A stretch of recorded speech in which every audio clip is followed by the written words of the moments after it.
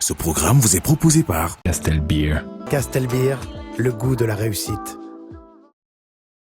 Je suis Afrique, terre de tous les hommes. Je suis toi, moi, lui, l'autre, fier d'entreprendre, de réunir, de réussir. Je suis Afrique.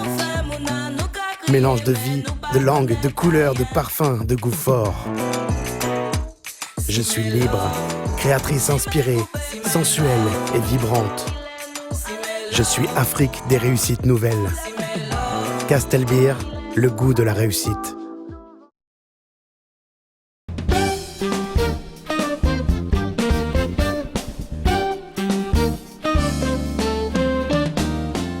Madame, Messieurs, bonsoir et bienvenue à cette nouvelle édition du magazine Carrière.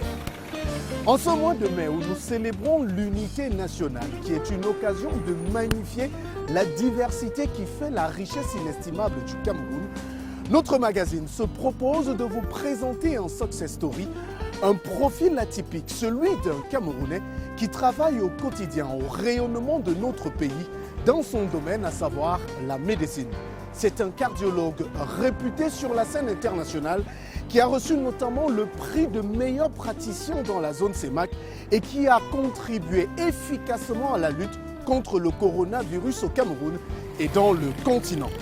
Pour découvrir son profil, cette personnalité, mais également le menu alléchant de cette édition du mois de mai, je vous propose de découvrir le sommaire que déroule Jocelyne Ondeng Zo. Au sommaire de votre magazine Carrière, nous vous amenons à la rencontre de Paul William Pondy et sa marque de vêtements et accessoires de mode afrocentriste Mandio dans la rubrique Entreprendre. En Success Story, nous vous proposons une réédition de l'entretien portrait du professeur Loge Yanini, cardiologue faiseur de miracles. Enfin, dans le coaching du mois, développez votre culture de la haute performance grâce aux conseils et astuces de Roland Kwemeng.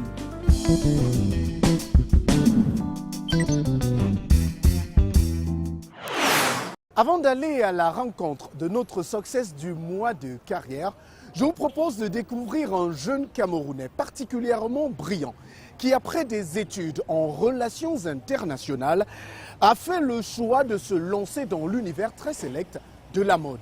À travers sa marque Mondeo, Paul William Pondy propose de découvrir les différentes variétés culturelles d'Afrique et d'ailleurs dans les vêtements et tenues qu'il propose au grand public. Nous sommes allés à sa rencontre dans son showroom ici à Yaoundé pour découvrir Mondeo et sa particularité. Les voici à découvrir dans la rubrique Entreprendre de carrière.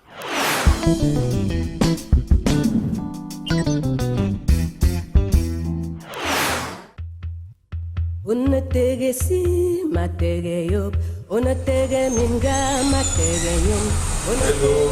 bienvenue à l'outil de carrière. Alors moi c'est Paul William Pondy, je suis le CEO de Mandeo et bienvenue au showroom de Yaoundé.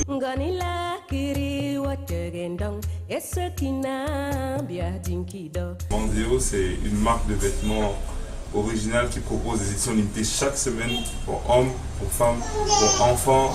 On a 6 points de vente à Yaoundé, à Douala, on a fait beaucoup de défilés partout en Afrique et on essaie de créer un univers différent, de faire des choses uniques parce que personne ne ressemble à tout le monde. Et notre axe de communication c'est la différenciation, c'est-à-dire se différencier des autres et porter quelque chose qui n'a rien à voir avec ce que vous avez vu. C'est vraiment l'africanité, le panafricanisme, la fierté d'être africain allié à l'esthétique et l'originalité de la mode.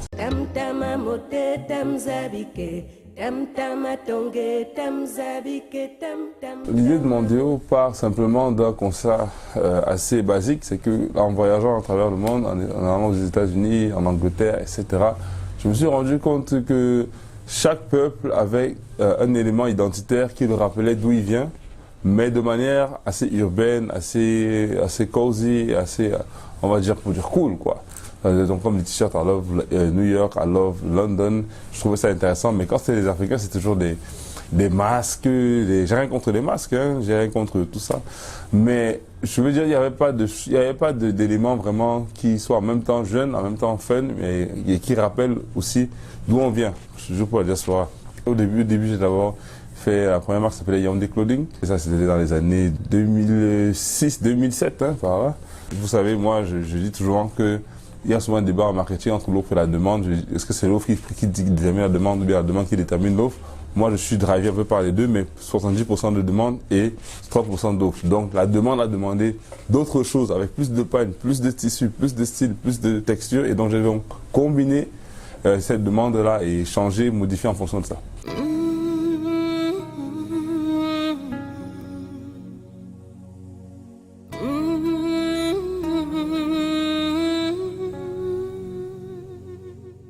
Maendeleo, en swahili, ça veut dire évolution ou bien progrès. Et c'est une langue scientifique de l'Union africaine.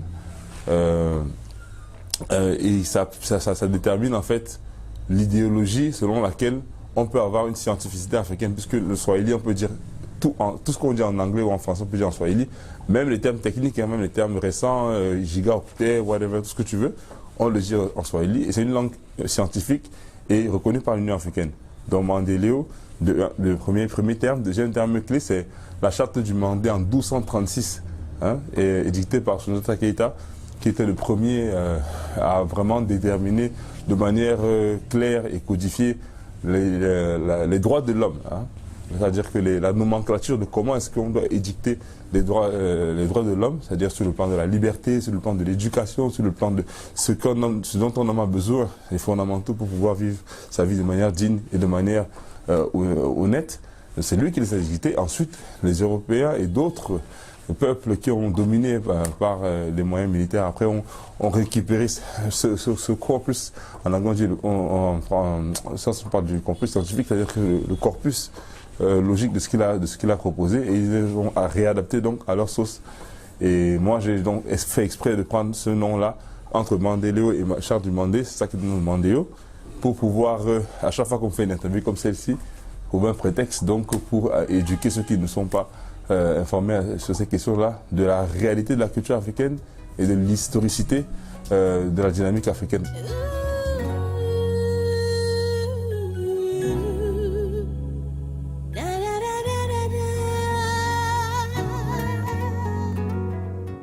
Tout ce qu'on fait est très très unique et très recherché, c'est-à-dire que c'est toujours des choses, même si vous avez l'impression d'avoir déjà vu, quand vous regardez bien, vous allez voir qu'il y a une frise de côté, il y a un style qui est vraiment unique. On fait exprès pour que chaque pièce ait quelque chose quand même.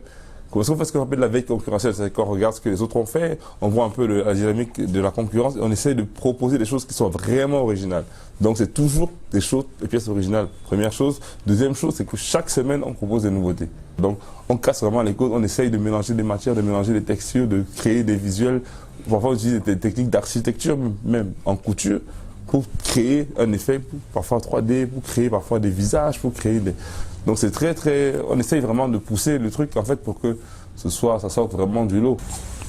Cette pièce-ci par exemple avec un tissu kényan, hein, c'est des tissus kényans voilés, ce sont les anciens rebelles qui luttaient contre les colons, qui avaient ces imprimés là qui symbolisaient le sang et la défense. C'est un peu ça. Et vous avez vraiment cette couture assez originale, vous voyez. C'est simple, mais il y a toujours des petits traits, des traits parallèles comme ça, vous voyez, la symétrie, la géométrie, la finition, c'est impeccable.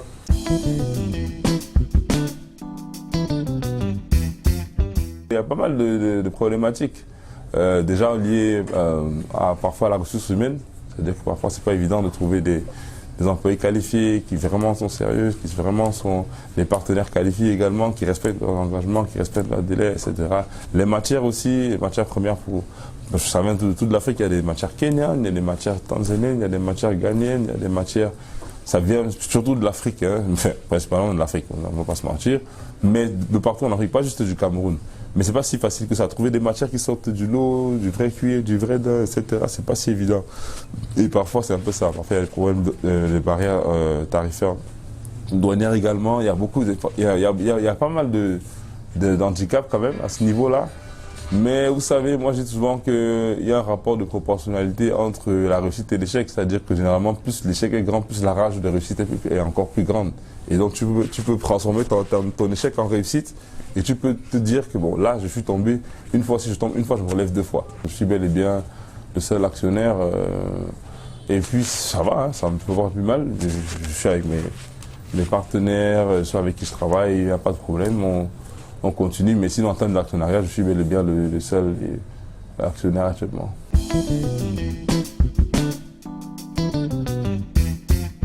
Je pense que dans 5 ans, mon idéal, ce serait vraiment que tous les Africains d'abord et le monde en général puissent avoir l'expérience, je m'en dis, à travers une implémentation d'abord numérique et dans la distribution par partenariat de supermarchés et points de vente distribution.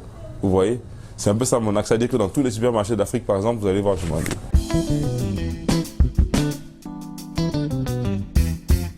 Mon conseil à la jeunesse va se tourner en 3 points. Premier point, croire en soi. Ne laissez jamais personne vous dire que vous ne pouvez pas faire ça parce qu'ils ne sont pas vous, hein, ils connaissent votre réalité, quelle est votre vision et tout. Si vous avez une vision, essayez, première chose. Deuxième chose, découvrez votre talent, ce pourquoi vous êtes fait. Oscar Wilde a dit une phrase que j'aime bien. Il dit les 2 jours les plus importants dans votre vie, c'est le jour où vous êtes né et le jour où vous découvrez pourquoi. Donc c'est ça en fait, il faut savoir pourquoi est-ce que vous êtes existé et qu'est-ce que vous voulez faire. Et le 3e point, c'est d'essayer d'être le plus excellent et le plus compétent possible dans votre discipline.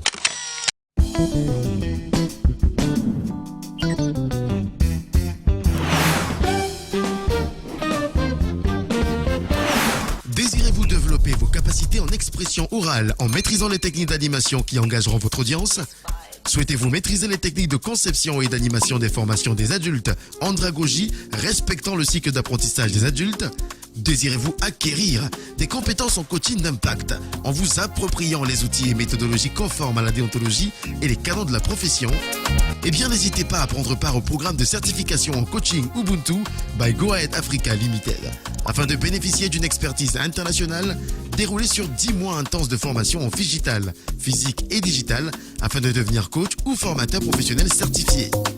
Infoline 698 39 15 71 ou 677 82 36 12. Site internet info@goaheadafrica.net. Go Ahead Africa. Bright Sporting Africa. I am Africa, land of all mankind. I am you, me, him, them. Proud to create, to unite, to succeed. I am Africa. a mixture of life, languages, colors, flavors. I am free, the inspired creator, sensual and vibrant. I am Africa of new success stories. Castle Beer, the taste of success.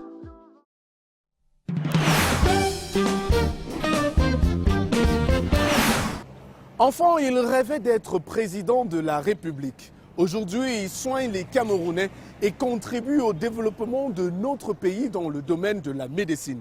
C'est un cardiologue hors pair, reconnu à travers le continent et qui a reçu il y a 3 ans de cela le prix du meilleur praticien en Afrique centrale.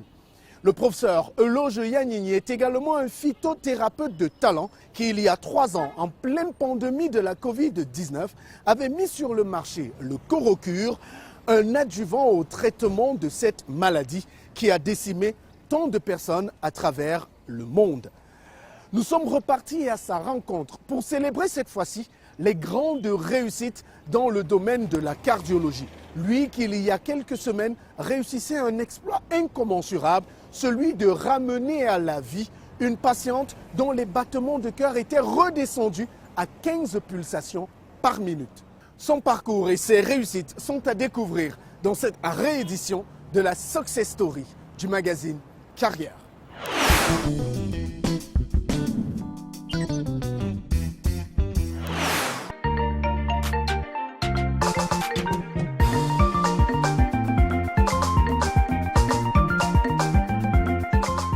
Dans l'univers très sélect de la médecine au Cameroun, il fait partie des rares noms dont l'évocation est source d'éloges, les unes plus dithyrambiques que les autres. Cardiologue à la réputation bien établie, meilleur praticien de la sous-région, il est également un phytothérapeute de talent dont les recherches et les découvertes lui valent au quotidien la gratitude de ses milliers de patients.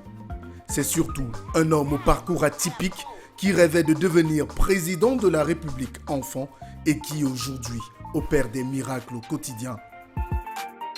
3 ans après son premier passage, un success story de carrière pour la découverte du corps-au-cure, nous sommes repartis à la rencontre du professeur Eloge Yanyini, le cardiologue faiseur de miracles.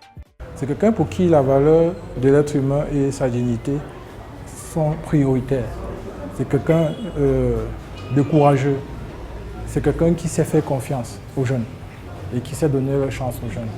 Bref, c'est un encadreur. Son défaut, c'est peut-être qu'il est un peu perfectionniste. Trop porté sur les résultats exacts. Il faut que ça marche. Il est cartésien.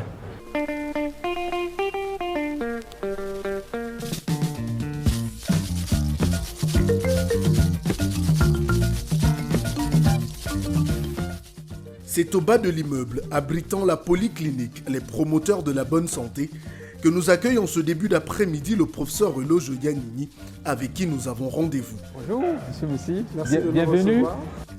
Blouse blanche, stéthoscope bien accroché au cou.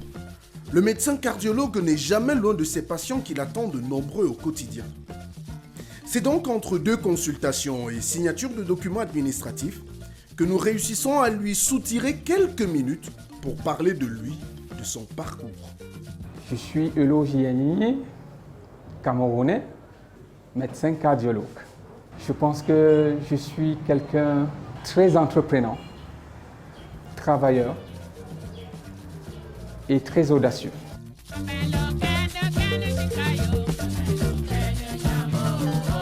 Audace. Voilà un mot qui caractérise bien celui qui voit le jour à Fumban, dans le département du Noun, région de l'Ouest, le 10 mars 1970. C'est là, encadré par une famille très pieuse, que le jeune Eloge fait ses premiers pas dans la vie. Une enfance joyeuse, durant laquelle le petit garçon se fait remarquer par les petits noms qui lui sont attribués tant par la famille que par ceux qui lui sont proches. J'ai eu une enfance normale, encadrée par des parents pieux, religieux, des parents également soucieux de l'éducation.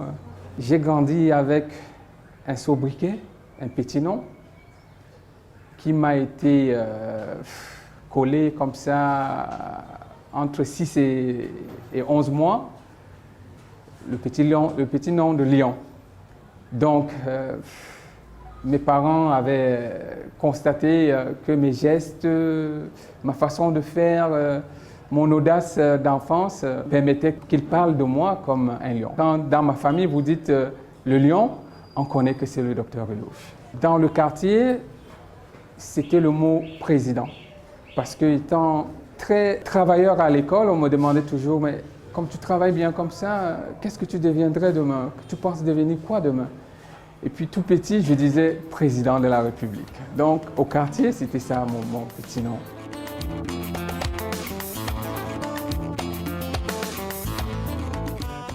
Les premiers pas de Lyon, ou président, c'est selon, à l'école, se font à l'école catholique Saint-Joseph à Fumban. Un choix dicté par le caractère turbulent de l'enfant que ses parents veulent à tout prix discipliner. J'étais un garçon assez turbulent et c'est pour ça que mon papa m'a éloigné de mes camarades en allant m'inscrire à près de 4 km de la résidence familiale. Et donc, avec l'école catholique, il y avait la rigueur des prêtres, ce qui fait donc que les conditions étaient bonnes pour pouvoir émerger. J'ai eu à bénéficier quand même aussi des maîtres. J'ai souvenir d'au moins 2 de mes maîtres. Monsieur René, Monsieur Edouard, si vous me suivez, je vous salue et je pense que vous êtes au courant de ce qu'est devenu votre pépin et j'imagine votre joie là où vous êtes. Je vous dis bonsoir et merci beaucoup pour tout ce que vous avez fait comme encadrement. Une fois le certificat d'études primaires élémentaires CEPE et son concours d'entrée en 6e en poche, Euloge Yanini poursuit son parcours dans le secondaire au sein des 2 grands lycées de la ville de Foumban.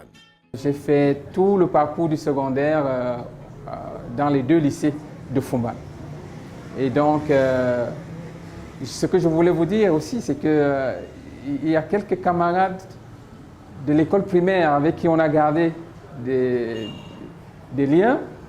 Il y a un qui est ici à l'université, il est professeur de psychologie et qui a bénéficié des soins lorsqu'il est tombé malade de corocure.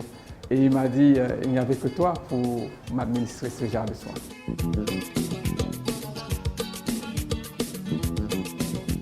Passé l'âge et les rêves innocents de l'enfance, Lion ne veut plus être président de la République. Sa carrière, il la voit bien avec une blouse blanche, mais pas dans un hôpital, encore moins dans un laboratoire médical. Quand j'ai fini le bac, étant très fort en physique, je rêvais d'être comme mon professeur de physique, c'est-à-dire enseignant de physique. Et malheureusement, j'ai fait le concours de l'école normale. Une fois, je n'ai pas eu. Je suis venu en première année en fac, ici. Mes parents m'ont donné l'argent pour faire la faculté de médecine. J'ai refusé de faire la faculté de médecine. J'ai représenté l'école normale parce que je voulais être physicien.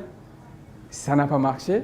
Et quand je vais dans une 2e année de faculté de fac sciences, je me dis, bon, écoutez, il faut écouter les parents.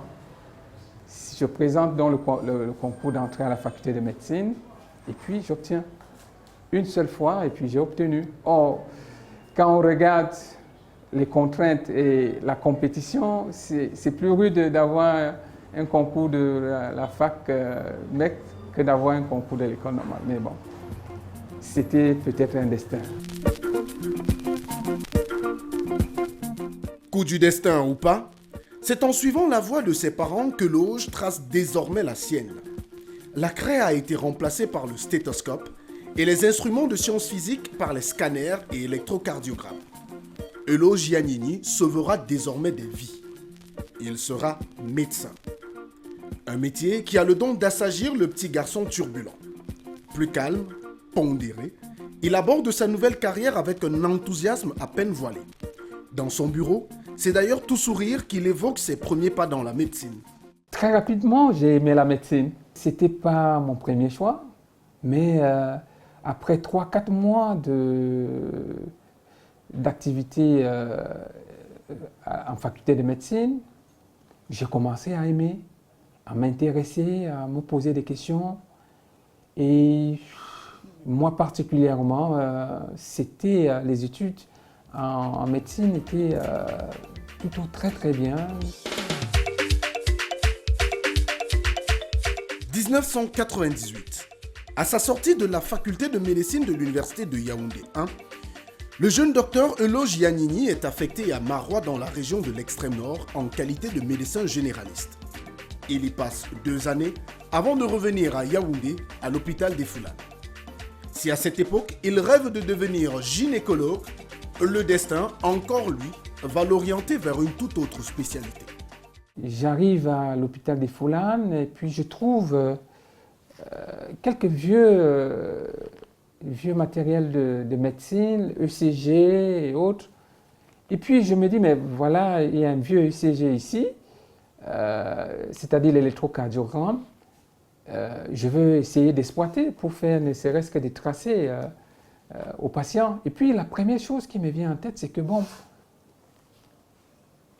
l'un de tes encadreurs, c'est le professeur Dobo. Mais prends d'abord la machine, va lui présenter et qu'il essaye de t'initier à l'interprétation. Mais je dois vous dire que quand j'arrive à l'hôpital des Biémassi de Foulanes, je me disais, si j'ai une spécialité à faire, c'est la gynécologie. Mais quand je trouve donc ce vieil appareil, je l'amène vous rencontrez le professeur Ndobo à l'hôpital central. Et puis, il me donne quelques cours et il se rend compte que j'assimile très rapidement l'interprétation de l'électrocardiogramme. Bon, jusque-là, ça ne me dit rien. Et puis, en fin d'année, nous recevons donc à l'hôpital des Foulanes des expatriés venus d'Allemagne. Et ils me disent que mais, tu peux faire la cardiologie. Et entre-temps, le professeur Ndobo me dit, mais tel que je te vois interpréter tout ça, vraiment, s'il y a une opportunité à faire la cardiologie, fais-le. Alors, mais c'était difficile. Vous savez, la cardiologie ne se fait pas au Cameroun à cette époque. Alors, il faut aller peut-être en Allemagne. Je demande donc à ces expatriés, comment est-ce qu'on peut faire pour arriver en Allemagne? Ils me disent que c'est peut-être par les bourses, peut-être il faut écrire aux universités. Et je ne connaissais pas parler allemand. Encouragé par le professeur Ndobo, le docteur Elo Giannini se met en quête d'une université allemande à même de le recevoir pour sa spécialisation en cardiologie. Mais avant, il suit des cours de langue pour pouvoir communiquer avec ses prochains camarades. Quand je finis les 4 premiers cours de langue, je me mets donc à écrire aux universités pour demander s'ils pouvaient accepter de me recevoir. Alors, sur les 12 universités, il y a eu une seule université qui a répondu, l'université d'Heidelberg.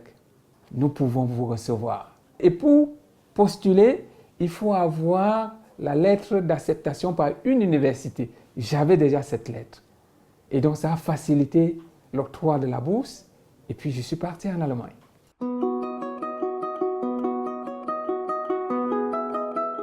Changement de décor et de ville pour Eloge. Il doit désormais s'adapter à la vie en Allemagne, le temps de sa formation. Très vite, il impressionne par ses connaissances et son niveau de maîtrise de la discipline. C'était mon premier voyage, vous pouvez vous imaginer, en 2003. C'était mon premier voyage. Je fais un saut dans l'inconnu. Connaissant mon degré d'audace, je suis parti, je suis arrivé. L'adaptation n'était pas facile, mais il y a eu un déclic. Parce que quand tu arrives, on te regarde, tu es noir, bon, on se dit, bon, il n'a rien dans la tête. Mais il y a eu un déclic. Au 2e mois de la pratique médicale en Allemagne, l'un des grands professeurs est venu faire la ronde. Il y avait un ECG qui n'était pas facile à interpréter. Donc, il a pris l'ECG, nous étions près de 8 étudiants. J'étais le seul noir. Il a tendu l'ECG au premier. Il lui a donné un diagnostic. Il a refusé. Au 2e, au 3e, au 4e. Après, il a dit, bon, je tente quand même le noir. Il m'a tendu l'ECG. J'ai pris, j'ai fait 5 secondes et je lui ai donné le diagnostic. Il a tendu la main. C'était parti, le respect dans le service. Je me suis donc, à partir de ce jour, intégré, facilement accepté et vraiment, les portes s'ouvraient.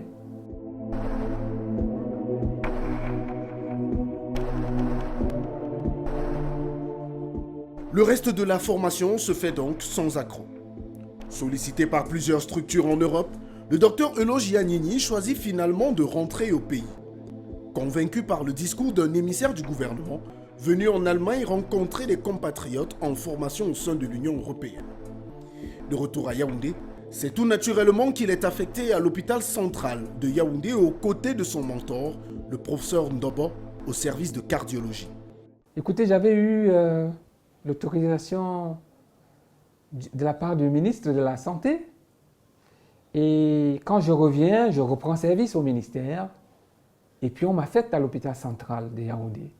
Je commence le travail à l'hôpital central auprès de mon maître, le professeur Ndobo. C'était mon rêve de travailler avec celui qui a généré en moi l'envie de faire la cardiologie.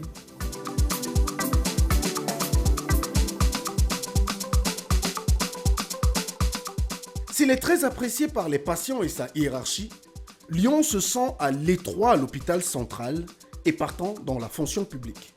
Il rêve de mieux. Il veut offrir le meilleur de lui aux patients et a le sentiment qu'il ne pourra le faire que s'il s'émancipe. À 44 ans à peine, déjà chef de service, promis à un bel avenir, il fait le grand saut. Il y a eu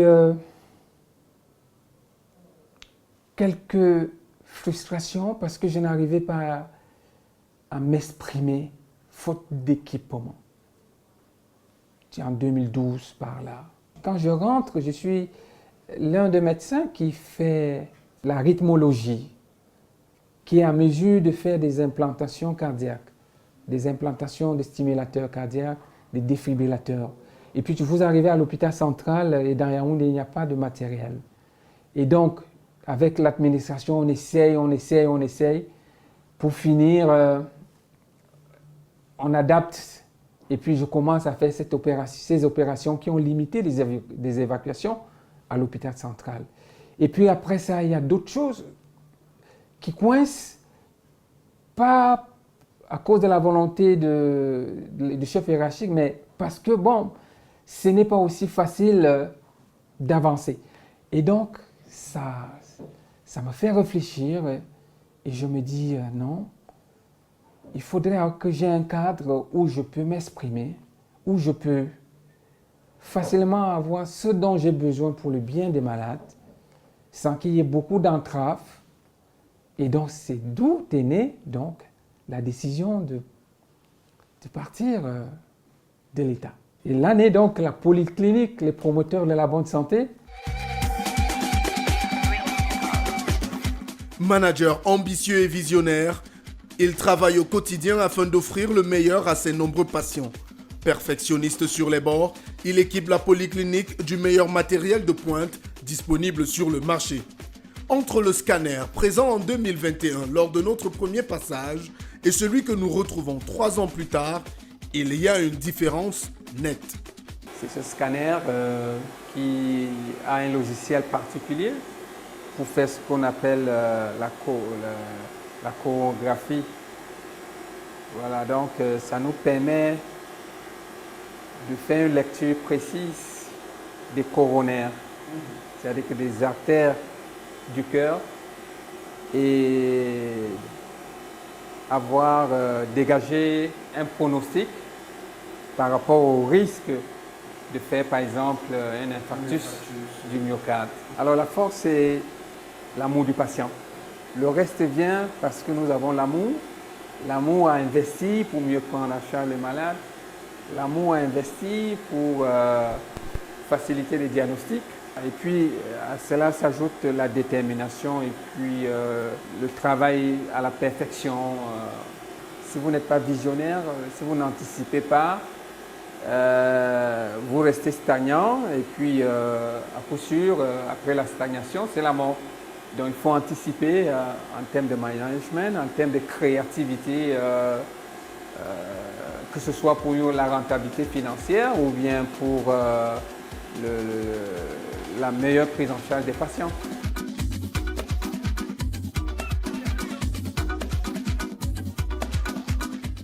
En 2021, le professeur Yanini se retrouve au centre de l'actualité au Cameroun. En pleine crise de la Covid-19, il met sur pied le Corocure, médicament reconnu comme adjuvant au traitement de la pandémie et dont les résultats sont plus qu'impressionnants. Un médicament, comme qui dirait, révélé aux cardiologues. J'ai eu un rêve. Moi, je peux vous dire que peut-être j'ai vu Dieu. J'ai rêvé une personne d'une dimension exceptionnelle m'a dit le médicament contre la Covid-19 se trouve dans la pharmacopée. C'était tout.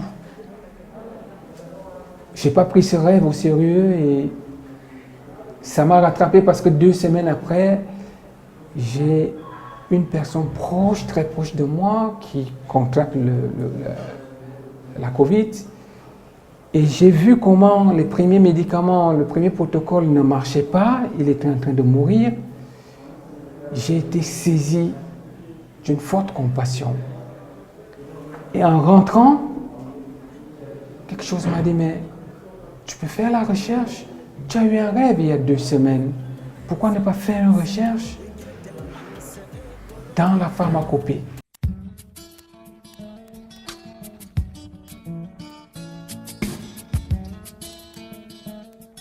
Le succès du Korokure ouvre de nouvelles perspectives de carrière au désormais professeur Yanini.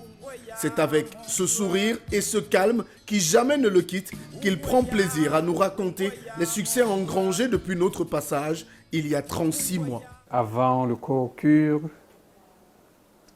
traitement adjuvant contre la Covid, j'avais déjà eu à bénéficier du prix régional de meilleure pratique de la médecine dans la zone CEMAC. La découverte du Korokure contre la Covid est venue augmenter la révélation. Et après donc cette découverte, il y a eu beaucoup de publications scientifiques. Et grâce à ces multiples publications scientifiques, j'ai obtenu le grade de professeur associé en thérapie innovante. C'est grâce au travail permanent. Et après le Korokure, nous avons engagé également la recherche contre l'hépatite B, l'hépatite C et voire même le VIH qui est financé à base de la phytothérapie. Je dois vous dire que parlant de l'hépatite B et C, je peux vous dire qu'il y a de l'espoir au vu de la première tendance des résultats préliminaires après 9 mois, 9 à 1 an de recherche. Mais il nous faut encore un peu attendre pour parachever ces études cliniques concernant la prise en charge de l'hépatite B et l'hépatite C à base de la phytothérapie.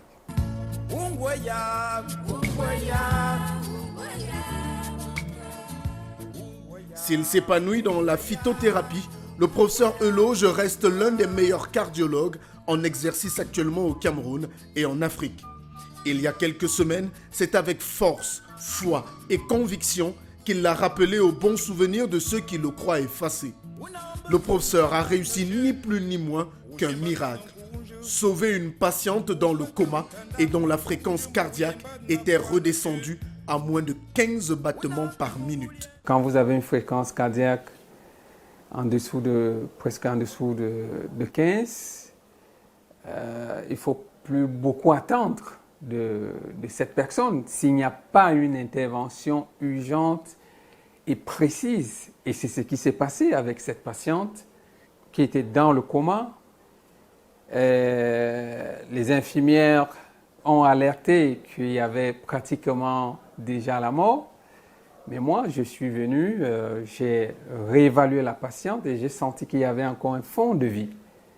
Et prenant en compte les antécédents de cette patiente qui avait un problème cardiaque en attente d'une résolution par implantation d'un stimulateur, j'ai pris le risque, même devant un peu la réticence de la famille, mais j'ai pris le risque de l'amener au bloc opératoire. Et en moins de 45 minutes, j'ai pu implanter le stimulateur. Et puis la malade a repris vie d'une façon spontanée. Et donc, c'est, comme vous l'avez dit, hein, elle a été ressuscitée.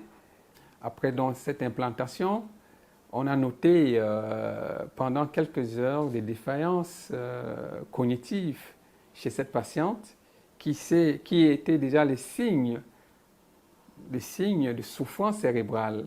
Et donc ces signes ont régressé aussi graduellement et elle a retrouvé toutes ses facultés. C'est pour donc dire que si on n'avait pas intervenu avec tous les moyens que nous disposons, on aurait perdu cette femme.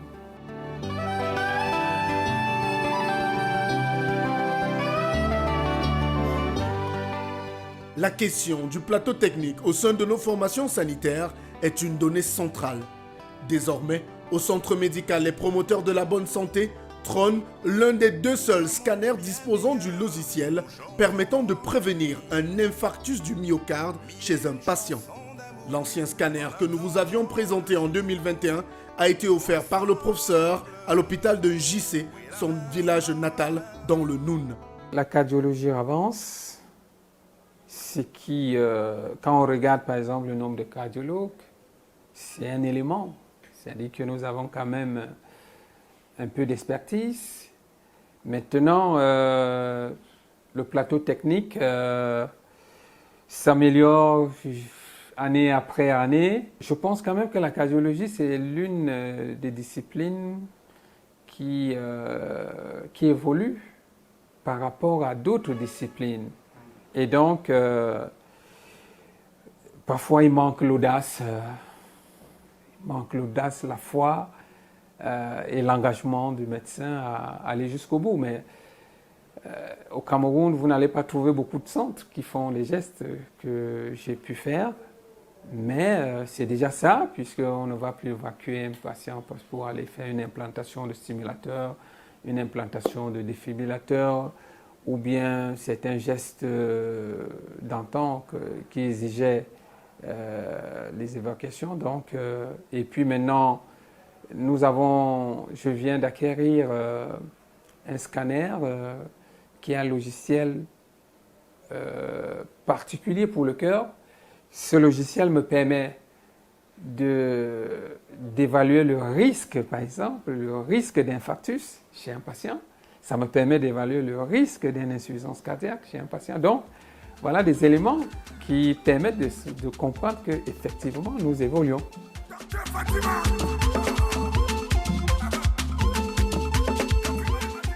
Admiré au sein de la communauté scientifique, célébré par ses collaborateurs, Lyon est passé de petit garçon turbulent que ses parents ont envoyé fréquenter à 4 km de la maison familiale pour le discipliner à une véritable icône de la médecine au Cameroun et en Afrique. Anobli par le sultan roi des Bamoun qui en a fait un grand notable, le professeur Eloge Yanini garde les pieds sur terre, conscient que la plus belle marque de reconnaissance pour un médecin reste la gratitude d'un patient à qui il sauve la vie. La plus belle marque de reconnaissance, c'est bien sûr l'homologation. Vous savez, l'homologation et l'autorisation de la mise sur le marché, c'est exceptionnel. C'est-à-dire un gouvernement qui adoube les résultats d'une recherche, ça ne court pas les rues. Je pense que ça doit rester gravé. L'une de mes grandes fiertés, c'est ma spécialisation en cardiologie en Allemagne. La deuxième fierté, c'est lorsque j'ai commencé à faire les implantations des stimulateurs cardiaques. Je vais vous raconter une histoire. J'ai l'un de mes maîtres, père son âme, le professeur Bob Oyono, il est décédé. Un jour à l'hôpital central, je venais juste de commencer avec la stimulation, avec les implantations. Je suis dans mon bureau, puis le prof vient. Il dit, docteur Eloge, je te cherche, mon frère est en train de mourir. Mon frère est en train de mourir. Tu dois faire quelque chose. On dit qu'il n'y a que toi pour le faire. Je suis allé, j'ai trouvé son frère. J'ai examiné, j'ai vu qu'il fallait absolument lui placer un stimulateur cardiaque.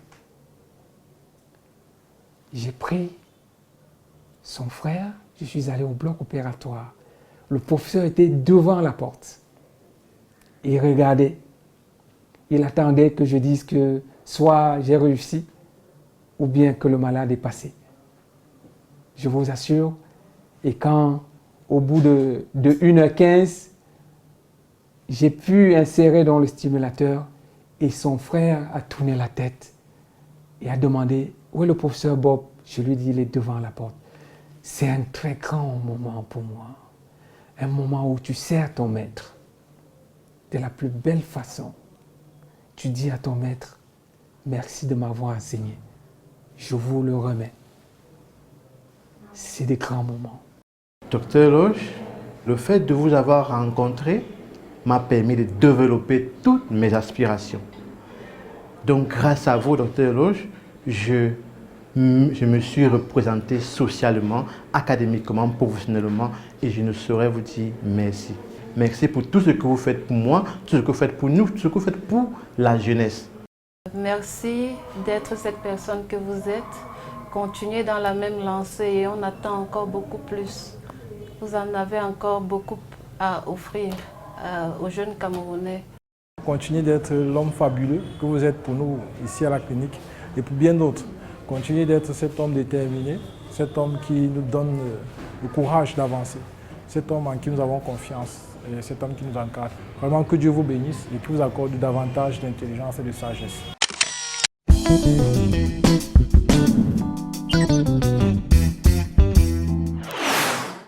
Si vous nous rejoignez, nous sommes toujours avec le docteur Eloge Yanini. Il est cardiologue, mais il est également l'inventeur du Corocure, c'est un jurant au traitement du coronavirus qui a reçu l'aval du ministère de la Santé du Cameroun. Avec lui, on va achever notre entretien sur son parcours. Mais avant, docteur Eloge, quelle est la place de la famille dans votre quotidien? Écoutez, je suis marié, père de 3 enfants. J'ai mon épouse qui m'aime bien, qui me soutient, qui m'aide à l'encadrement des enfants, vu mes emplois de temps. Mais je trouve du temps quand même pour être avec la famille. Donc, je suis accompagné dans tout ce que je fais par ma petite famille. Alors, docteur, pour terminer, quel est le conseil que vous donneriez à la jeunesse camerounaise qui vous regarde ce soir? Qu'est-ce que vous leur diriez? Pour ceux qui veulent se construire une carrière, qui veulent peut-être être médecin demain, qu'est-ce que vous leur diriez? La première chose, c'est il faut être travailleur. Quel qu'en soit le domaine, il faut aimer ce qu'on fait. La deuxième chose, c'est avoir cet élan de sacrifice pour les autres. Par exemple, quand je décide de faire la recherche dans le Covid, je pouvais être emporté par cette maladie, mais je me suis dit à un moment, je me sacrifie pour les autres. C'est la deuxième chose. Et aussi s'entourer de la réglementation dans l'exercice de tout ce que nous faisons. C'est-à-dire être en accord avec la réglementation pour limiter un certain nombre de frustrations. Et en le faisant, on est en accord avec soi-même, on est en accord avec ceux qui sont tout autour de vous. Et puis l'autre chose, c'est croire en Dieu. Je suis croyant, moi je pense quand même que trouver le Corocure, ça, il fallait que le Créateur du monde puisse m'inspirer à un certain moment. Et donc, si vous travaillez, si vous avez confiance en vous, si vous êtes en accord avec la réglementation, avec les normes, et que vous croyez en Dieu, à coup sûr, vous allez atteindre les objectifs. Merci beaucoup, docteur, pour ces conseils. Merci à vous d'avoir partagé votre expérience et votre parcours avec les téléspectateurs du Cameroun. C'était un réel plaisir, Monsieur Messi. À très bientôt.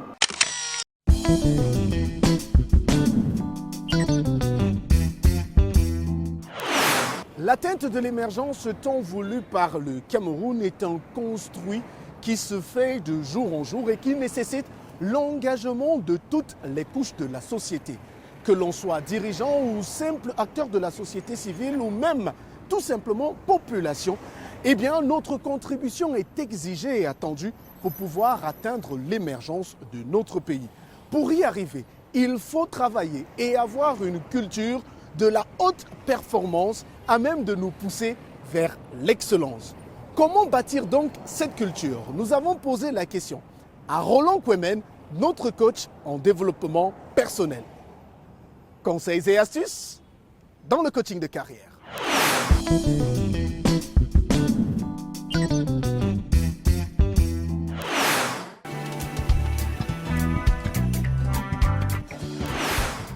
Chers leaders, salut, je suis Roland Kwemen, coach et formateur en leadership, fondateur du cabinet Go Ahead Africa.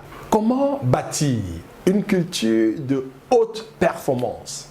La culture peut être défini de façon plus étroite, comme ce qui est commun à un groupe d'individus, et comme ce qui le soude, c'est-à-dire ce qui est appris, transmis, produit, voire inventé. Quant à la culture de haute performance, c'est un environnement physique ou virtuel conçu pour que les travailleurs, les collaborateurs soient les plus efficaces possibles pour soutenir les objectifs de l'entreprise et apporter de la valeur. Voici à présent les 6 caractéristiques d'une culture de haute performance. En 1, la confiance inter-individu. En 2, la mise en avant des réalisations de l'ensemble de l'équipe. En 3, une grande diversité des profils dans l'équipe. En 4, des objectifs individuels alignés sur les objectifs business et une direction assez claire de là où nous voulons aller. En 5, l'acceptation des conflits sains. Et enfin en 6, la consécration des récompenses et de la reconnaissance. Vous devez vous poser la question de savoir, mais quels sont les bénéfices d'une culture de haute performance? Pour cette session, je voudrais partager 3 bénéfices. Le premier bénéfice, c'est une organisation qui est beaucoup plus profitable lorsque cette culture est ancrée. En 2, il y a une créativité encouragée. Et en 3, un moindre taux de turnover. D'après vous, quels sont les piliers favorables à l'implémentation d'une culture de haute performance? Voici à présent, chers leaders, les 10 piliers d'une culture de haute performance, surtout dans un environnement VUCA. VUCA pour vulnérable, incertain, complexe et ambigu. En 1, une culture endossée essentiellement sur les valeurs communes et partagées. En 2, une forte incitation, voire motivation du capital humain. En 3, des compétences techniques et comportementales adéquates. En 4, des ressources mentales et matérielles suffisantes. En 5, un plan d'action robuste. En 6, une discipline militaire. En 7, une tolérance zéro à la médiocrité. En 8, être dans une démarche d'amélioration continue. À défaut de la perfection, toujours viser l'excellence. En 9, un système de reconnaissance et de récompense équitable. Et en 10, l'exemplarité du leader. Chers leaders, nous sommes arrivés au thème de notre session. Je voudrais à présent partager avec vous ce proverbe africain. Le bœuf ne se vante pas de sa force devant l'éléphant. À titre de rappel, les leaders d'impact sont des apprenants. S'ils cessent d'apprendre, ils cessent de performer. Pas de performance, pas de progrès. Mesdames, Messieurs, c'est ici que s'achève cette édition de Carrière. Nous espérons qu'à travers les conseils de notre coach en développement personnel, Roland Kwemen, vous aussi, vous allez réussir à cultiver la soif de haute performance pour pouvoir atteindre vos objectifs professionnels. Quant à nous, nous nous retrouvons dans un mois avec le même plaisir pour aller une fois de plus à la découverte de ceux qui font le Cameroun et sont de véritables modèles à prendre pour la jeunesse camerounaise. Carrière revient donc dans un mois. Bonsoir. Ce programme vous a été offert par Castel Beer. Castel Beer, le goût de la réussite. Je suis Afrique, terre de tous les hommes. Je suis toi, moi, lui, l'autre, fier d'entreprendre, de réunir, de réussir. Je suis Afrique. Mélange de vie, de langue, de couleurs, de parfums, de goût fort. Je suis libre, créatrice inspirée, sensuelle et vibrante.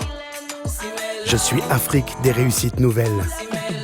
Castel Beer, le goût de la réussite. Désirez-vous développer vos capacités en expression orale en maîtrisant les techniques d'animation qui engageront votre audience? Souhaitez-vous maîtriser les techniques de conception et d'animation des formations des adultes en andragogie, respectant le cycle d'apprentissage des adultes? Désirez-vous acquérir des compétences en coaching d'impact en vous appropriant les outils et méthodologies conformes à la déontologie et les canons de la profession? Eh bien, n'hésitez pas à prendre part au programme de certification en coaching Ubuntu by Go Ahead Africa Limited. Afin de bénéficier d'une expertise internationale déroulée sur 10 mois intenses de formation en digital, physique et digital, afin de devenir coach ou formateur professionnel certifié. Infoline 698 39 15 71 ou 677 82 36 12. Site internet info@goaheadafrica.net. Go Ahead Africa. Bright Sporting Africa.